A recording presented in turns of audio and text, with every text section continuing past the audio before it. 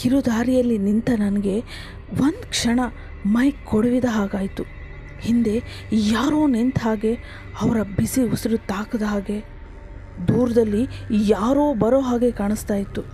ಈ ಗಾಳಿ ಬೀಸಿದಾಗ, ಮರಗಳು ಅಲ್ಲಾಡಿದಾಗ ಈ ಫಿಲ್ಮಲ್ಲಿ ಹಾರರ್ ಸೌಂಡ್ ಎಫೆಕ್ಟ್ ಕೇಳಿಸುತ್ತಲ್ಲ, ಹಾಗೆ ಕೇಳಿಸ್ತಾ ಇತ್ತು. ಯಾವುದೋ ವಿಚಿತ್ರ ಆಕಾರಗಳೆಲ್ಲ ಕಾಣಿಸ್ತಾ ಇತ್ತು. ಕಿವಿಯಲ್ಲಿ ಯಾರೋ ನನ್ನ ಹೆಸರು ಕೂಗ್ದ ಹಾಗೆ ಅನ್ನಿಸ್ತಾ ಇತ್ತು. ಯಾರೋ ಅಳೋ ಥರ, ಇನ್ಯಾರೋ ನಗೋ ಥರ ಕೇಳಿಸ್ತಾ ಇತ್ತು. ಹೇಳ್ತಾರಲ್ಲ, ಒಂದು ಸಲ ಒಬ್ಬ ಮನುಷ್ಯ ಧೈರ್ಯ ಕೆಟ್ಟರೆ ಬರೋದೆಲ್ಲ ಕಲ್ಪನೆಗೆ ಬರುತ್ತೆ. ಹಗ್ಗನೂ ಹಾವಾಗಿ, ಮರನೂ ದೆವ್ವವಾಗಿ ಕಾಣಿಸುತ್ತೆ ಅಂತ ಮನಸ್ಥಿತಿ ನನಗೆ ಅವತ್ತು ಬಂದಿತ್ತು. ಆ ಸಂದರ್ಭದಲ್ಲೇ ನೋಡಿ ನಮ್ಮ ಅಜ್ಜಿ ಹೇಳಿದ ಕತೆಗಳು ನೆನಪಾಗ್ಬಿಡ್ತು.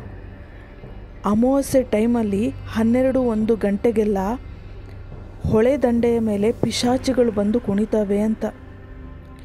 ಈ ಮಾರ್ನಿಂಗ್ ಟೈಮಲ್ಲಿ ಹಕ್ಕಿಗಳ ಸೌಂಡು ಎಷ್ಟು ಇಂಪಾಗಿ ಕೇಳಿಸುತ್ತೆ, ಅದೇ ನೈಟ್ ಟೈಮಲ್ಲಿ ಎಷ್ಟು ವಿಕಾರವಾಗಿ ಕೇಳಿಸುತ್ತೆ ಅಂತ ಅವತ್ತೇ ಗೊತ್ತಾಗಿದ್ದು. ನನ್ನ ಕರ್ಮಕ್ಕೆ ಅವತ್ತು ನನ್ನ ಕಾಲ್ಗೆಜ್ಜೆ ಸೌಂಡು ನನಗೇನೆ ಮೋಹಿನಿ ಸೌಂಡ್ ಎಫೆಕ್ಟ್ ಕೊಡ್ತಾಯಿತ್ತು. ನಿಶಬ್ದವಾದಾಗ ಈ ಕ್ರಿಮಿಕೀಟಗಳ ಸೌಂಡನ್ನ ಕೇಳಿಸ್ಕೊಂಡಿದ್ದೀರಾ? ನನಗೆ ಅವತ್ತೇ ಗೊತ್ತಾಗಿದ್ದು ಭಯಾನಕವಾಗಿ ಅವು ಕೂಡ ರಾರಾ ಸಾಂಗ್ ಹೇಳ್ತವೆ ಅಂತ.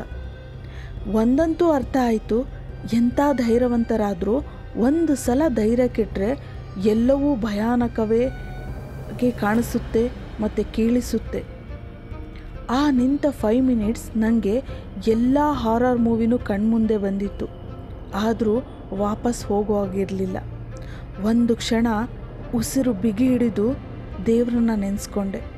ದೇವ್ರೇ, ಹೇಗಾದರೂ ಮಾಡಿ ಈ ಹಳ್ಳನ ದಾಟಿಸಿಬಿಡಪ್ಪ ಅಂತ. ಕಣ್ಣು ಮುಚ್ಚಿ ಕಣ್ಣು ತೆರೆಯೋಷ್ಟರಲ್ಲಿ ನೀವು ನಂಬಲ್ಲ, ದೂರದಲ್ಲಿ ಯಾರೋ ಬ್ಯಾಟ್ರಿ ತಗೊಂಡು ಹೊಳೆ ಇಳಿತಾ ಇರೋ ಹಾಗೆ ಕಾಣಿಸ್ತಾ ಇದೆ. ನಿಜವಾಗ್ಲೂ ಆಗ ಎಷ್ಟು ಸಮಾಧಾನ ಆಯಿತು ಅಂದರೆ ಬೇರೇನೂ ತಲೆಗೆ ಬರಲಿಲ್ಲ. ಅಟ್ಲೀಸ್ಟ್ ದೇವ್ರಿಗೆ ಥ್ಯಾಂಕ್ಸ್ ಹೇಳುವಷ್ಟು ಹೊಳಿಲಿಲ್ಲ. ಅವರ ಹಿಂದೆ ಹೋಗಿ ಬೇಗ ಮನೆ ಸೇರ್ಕೋಬೇಕು ಅನ್ನೋದು ಮಾತ್ರ ತಲೆಗೆ ಬಂದಿರೋದು. ಬೇಗ ನಡೆದುಕೊಂಡು ಹೊರಟೇ ಬಿಟ್ಟೆ. ಅವರು ನನ್ನಿಂದ ಸ್ವಲ್ಪ ದೂರಕ್ಕೆ ಹೋಗ್ತಾ ಇರೋ ಹಾಗೆ ಅನ್ನಿಸ್ತಾ ಇತ್ತು. ಬಟ್ ನನಗೆ ಧೈರ್ಯ ಬಂತು, ಅಬ್ಬಾ ಯಾರೋ ಹೋಗ್ತಾ ಇದ್ದಾರಲ್ಲ ಅಂತ. ಹೊಳೆ ದಾಟಿ ಮೇಲಕ್ಕೆ ಅವರನ್ನೇ ಹಿಂಬಾಲಿಸ್ಕೊಂಡು ಬಂದೆ. ಸ್ಮಶಾನ ದಾರಿ ದಾಟಿ ನಮ್ಮ ಅಜ್ಜಿ ಮನೆ ಹಿಂಬದಿಯ ಗೇಟ್ ತನಕ ಬರಬೇಕು. ಆದರೆ ಆ ಮನುಷ್ಯ ಕಾಣಿಸ್ತಾನೇ ಇಲ್ಲ. ಅವರು ಮುಂದೆ ಹೋಗಿರಬೇಕೇನೋ ಅಂತ ನಾನು ನಮ್ಮ ಅಜ್ಜಿ ಮನೆ ದಾಟಿ ನಮ್ಮ ಮನೆ ಗೇಟ್ ತನಕ ಬಂದರೂ ಆ ಬ್ಯಾಟರಿ ಮನುಷ್ಯನ ಸುಳಿವೇ ಇಲ್ಲ. ಮುಂದೆ ಹಿಂದೆ ಅಕ್ಕಪಕ್ಕ ಎಲ್ಲೂ ಬೆಳಕು ಕಾಣಿಸ್ತಾ ಇಲ್ಲ.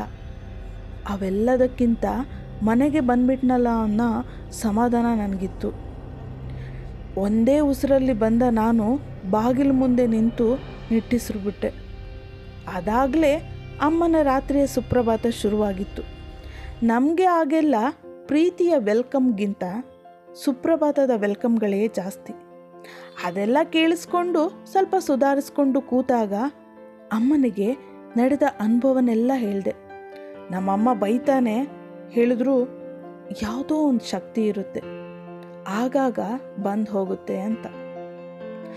ನಮ್ಮ ಅಜ್ಜಿ ಮನೆಯಲ್ಲಿ ನಮ್ಮ ದೈವದ ಮನೆ ಇದೆ. ಆದರೂ ಆ ಬೆಳಕಿನ ಮನುಷ್ಯ ಇಂದಿಗೂ ನನಗೆ ನಿಗೂಢ. ಆ ಬೆಳಕು ಇಂದಿಗೂ ಕಣ್ಣಿಗೆ ಕಟ್ಟಿದ ಹಾಗಿದೆ. ಕಾಣದ ಬೆಳಕೊಂದು ಸದಾ ಇದೆ. ಬದುಕಿನ ಕತ್ತಲಲ್ಲಿ ಕಂಗೆಟ್ಟವರಿಗೆ ಆ ಬೆಳಕಿನ ದರ್ಶನ ಆಗುತ್ತೆ, ಗುರಿ ತಲುಪಿಸುತ್ತೆ. ನಿಮಗೂ ಅಂಥ ಬೆಳಕಿನ ದರ್ಶನ ಆಗಿದೆಯಾ? ಕಮೆಂಟ್ ಮಾಡಿ. ಹೇಗಿತ್ತು ನಿಗೂಢ ಬೆಳಕು? ಅಭಿಪ್ರಾಯ ಹಂಚಿಕೊಳ್ಳಿ. ನಾನು ನಿಮ್ಮ ಶ್ವೇತಾ ತೀರ್ಥಹಳ್ಳಿ. ಮತ್ತೆ ಸಿಗೋಣ.